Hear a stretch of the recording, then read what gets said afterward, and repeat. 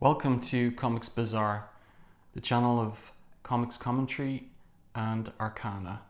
This video features Uncanny X-Men number 271, cover dated December 1990. And this was part 4 of X-Tinction Agenda, a crossover storyline between X-Men, X-Factor and New Mutants. So this is part 4 of the storyline. This cover here features Wolverine and Psylocke versus Cameron Hodge, who has got de-aged Storm in his clutches there in the background. Cover of course is by Jim Lee and Scott Williams. Cameron Hodge has been revealed over the course of the previous 2 parts of the crossover in New Mutants and X-Factor to be the evil genius behind what's going on Genosha. Genosha being this fictional island north of Madagascar in the Marvel Universe, which is ostensibly a utopia of political and religious tolerance, but in actual fact is built on the slavery of mutants. So here's our opening page, and just like in Uncanny X-Men 270, Claremont has this device of introducing the reader to the dramatis personae, and here we have Jubilee, Wolverine and Psylocke on top from the X-Men, and below we've got Storm, de-aged Storm, Boom Boom, Wolfsbane and Rictor. Now, the last time we saw Wolverine and Psylocke and Jubilee was at the end of Uncanny X-Men number 258. So they're showing up now in connection with what's been going on Genosha. So Claremont uses these TV reporters to catch the readers up on events to date and the growing tensions between the US and Genosha, because Genoshan magistrates teleported into upstate New York, where they kidnapped Storm and these New Mutants. And these, of course, are, well, the New Mutants anyway, are American citizens. And of course, you have another state, in effect, sending in a police force / military force onto US soil, and the US isn't standing for that, so they're sending these warships into Genoshan waters, or close to Genosha in the Indian Ocean. So here we go. Opening half splash here, anchor image showing Rictor and Boom Boom being chased by Genoshan magistrates. And what's happened in previous issues is that these 2 have escaped from imprisonment. The uniforms they're wearing are the uniforms of Genoshan mutates, that is mutants who have been transmoded to become slaves of the state, so that their mutant powers are in the service of the Genoshan state.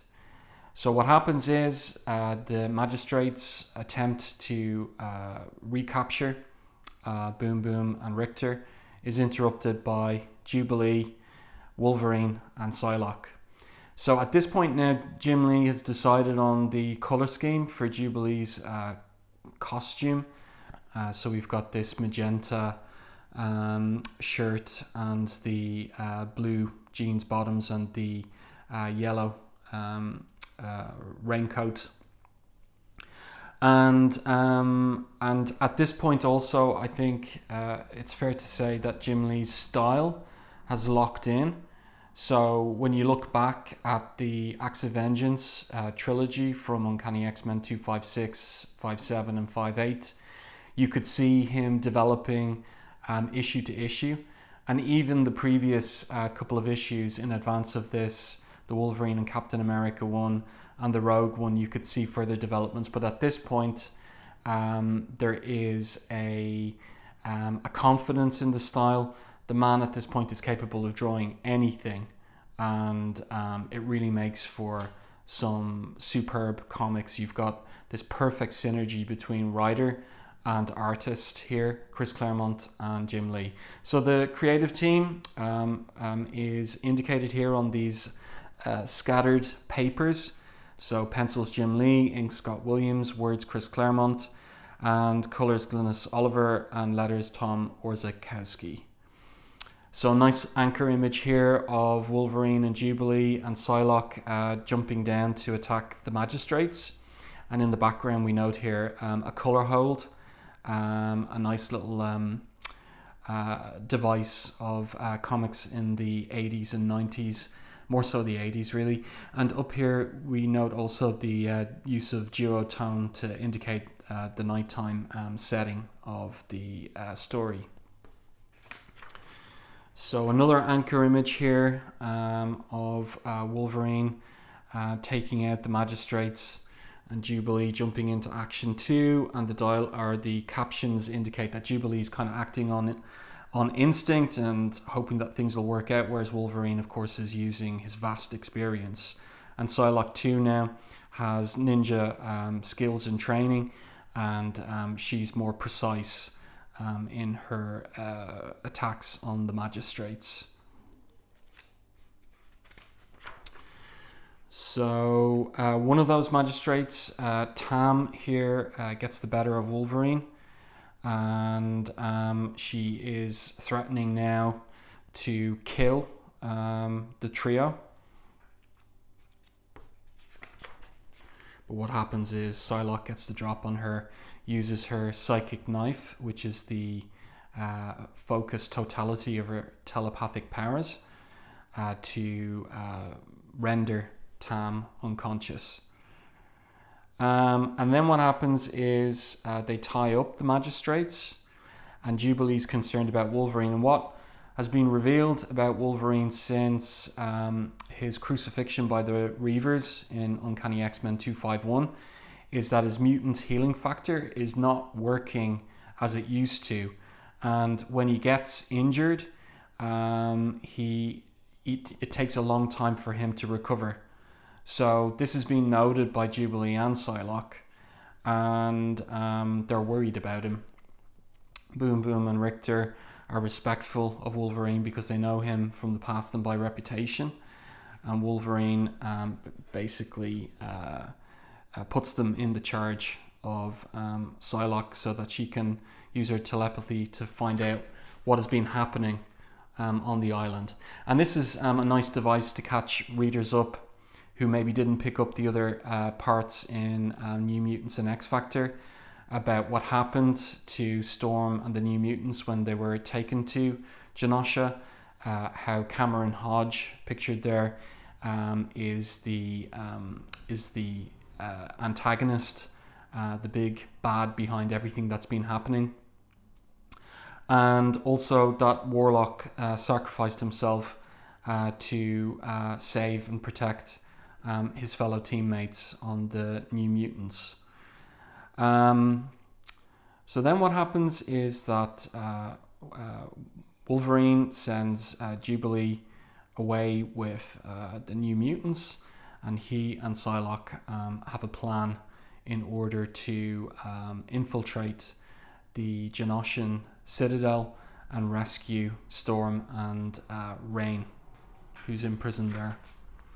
And then we have this interlude scene where there is a TV debate being held between David Moreau, interestingly named Chief Engineer of Genosha, named after H.G. Wells's character, the crazy professor geneticist of the island of Dr. Moreau, and Moira MacTaggart, who is a Nobel Prize winning genetic scientist in her own right, but who has been, as readers of Uncanny X-Men to this point know, has been under the influence of the Shadow King, whose influence has changed the way that she dresses as well as her attitude. So they debate the abduction of the mutants by Genosha, and Moreau makes the point that they're terrorists that they have committed terrorist actions in his country, and that they have every right then to punish them in his country, and that the appropriate punishment is to make them servants, that is to say slaves, of the Genoshan state. So here we have the aftermath of the TV debate, but noteworthy is this particular three-quarter profile of Moreau. So you've got a use of duotone here, and also it looks like Lee was using maybe some photo reference here for this pose, but also it looks like the kind of three-quarter profile that Neil Adams would do, and Lee was and is an avowed fan of Neil Adams. So just a little departure there, and it kind of shows what Lee would do at this point in his career, when his style, although locked in here more or less, was still open to these little deviations and flourishes. And I think that this is a very nice image here. So then we have this debate between Chief Magistrate Anderson and Moreau about what's been going on the island. Both of them are worried about Cameron Hodge's influence on the president of the island. And this is a feature of Claremont's writing, that he never used to give plain two-dimensional bad guys. He liked to create these situations where the bad guys had motivations for what they were doing. So even though the reader is to understand naturally that enslaving mutants is a bad thing, Moreau and Anderson and regular Genoshans are given reasons for believing what they believe, and they're presented as three-dimensional rounded type characters, and that was a really interesting and engaging feature of Claremont's writing on his original run on the X-Men. And as part of all of that, Moreau has a son, Philip, who betrayed him and the island, and he regards as a traitor because it turned out that Philip's fiance had mutant abilities, and by the laws of the island she was required to be turned into a mutate, a slave of Genosha, and Philip rebelled against that and against his father.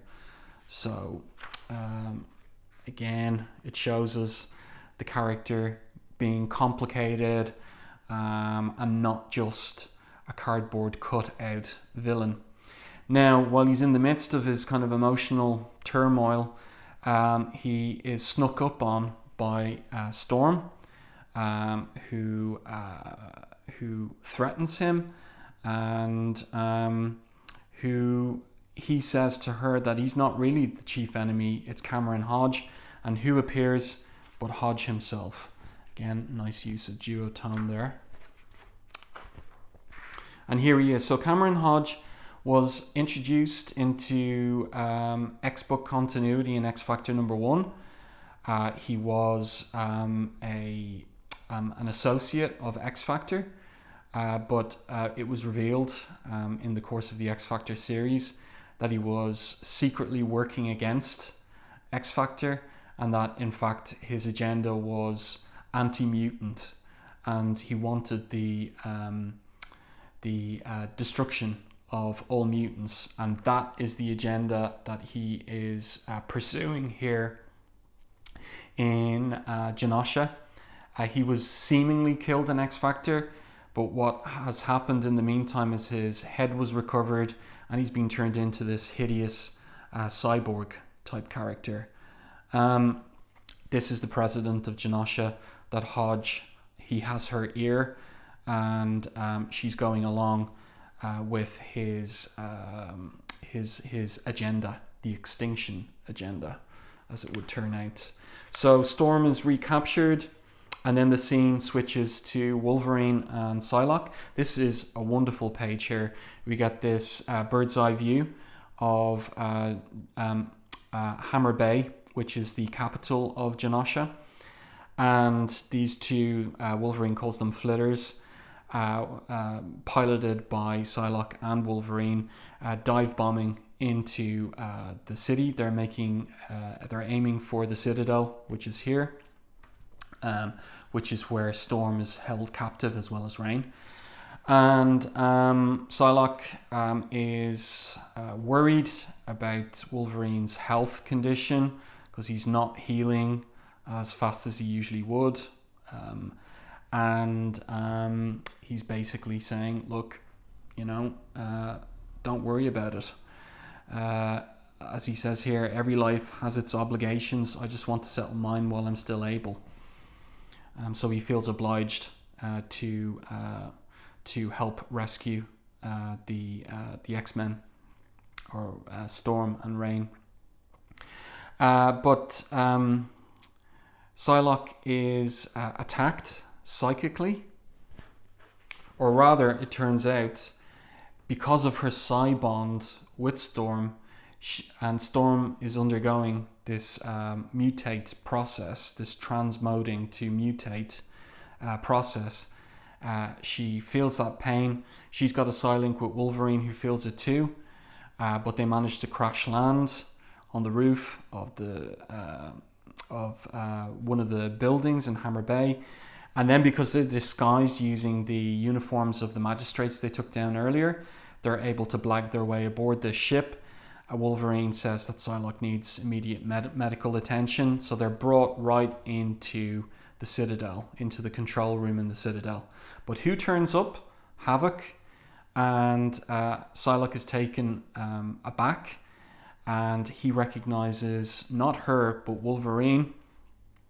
And so we get this battle between these former comrades. And again, wonderfully illustrated by Jim Lee, who really captures the energy of Havoc's plasma blasts and the savagery of Wolverine as he goes and attacks his former teammate here. Really, really nicely done. Fantastic anchor images on both of these pages. And as ever, as is her wont, Psylocke sneaks up on Havoc and uses her psychic knife to render him unconscious. So Wolverine not doing too well. She grabs him and they they try to find Storm, but they are interrupted and attacked by Cameron Hodge, who grabs Wolverine.